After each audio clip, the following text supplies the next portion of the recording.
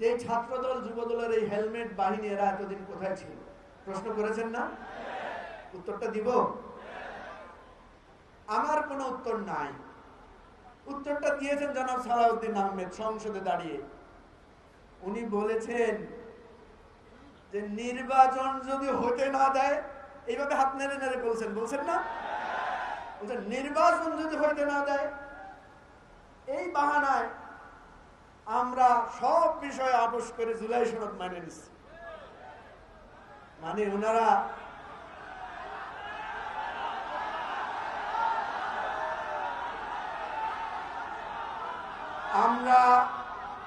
আমরা চিন্তাম বিএনপিকে,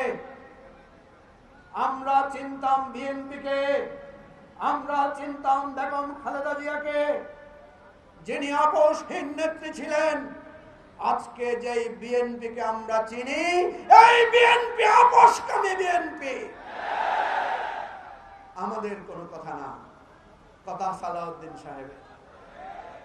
সব বিষয়ে আপনাদের এই হেলমেট বাহিনীরা আপোষ করে গুপ্ত অবস্থায় ছিলেন তখন। কি জালাল ভাই, প্রশ্নের উত্তর পাইছেন? আপনারা পাইছেন? আজকে তারা বলে অন্যদেরকে গুপ্ত। আপনারা হাসিনা যে ভুল করেছে, আপনারা আবার সেই ভুল করছেন। এখানে দুইজন বড় সেনা অফিসার আছেন, অলি ভাই এবং আখতারুজ্জামান ভাই। আমাদের সেনাবাহিনীতে মানে কি বলে এটাকে, গেরিলা বাহিনী তৈরি করে না? ট্যাঙ্ক গুলোতে দেখবেন উপর দিয়ে গাছপালা দিয়ে রাখে, যাতে বোঝা যায় এটা কোনো ট্যাঙ্ক না, এটা একটা জঙ্গল। আছে কিনা কৌশল?